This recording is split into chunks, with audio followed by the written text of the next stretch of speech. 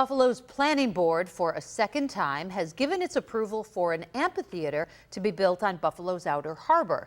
It did not come without hearing from several speakers opposed, though, as we hear from Channel 2's Dave McKinley. Hello, Dave.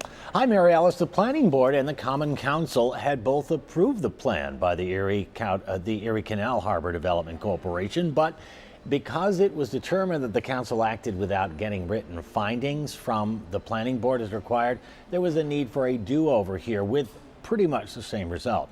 The $12 million amphitheater would be built on the current site of the abandoned Terminal B on the outer harbor, big enough to accommodate up to 8,000 spectators for concerts and such. Several objections were raised again by those who, among other things, believe the outer harbor should be green space and who speculate that such a project would adversely impact wildlife.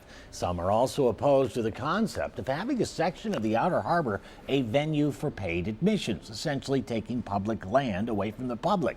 But representatives of the Harbor Development Corporation, besides noting that this is not a park and is designated for mixed use, note that their plan takes what is essentially a section of the waterfront which is currently off limits to everyone and provides accessibility to it. And it's going to transform an abandoned warehouse along the Lake Erie shoreline into a public space amenity for the residents of Buffalo and all of Western New York.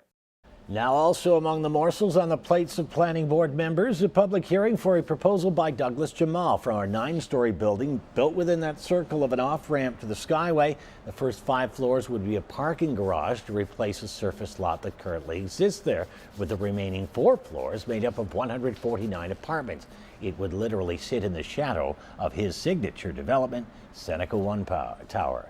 The planning board also heard from developers who want to turn the old John Cam Malt House located on Hurdle Avenue, just west of Military Road, into the city's Black Rock section into apartments. That more than 100-year-old brick structure, believed to have been among the largest malt houses in the world when built, has been largely abandoned for more than 20 years. In the Information Center, Dave McKinley, Channel 2 News.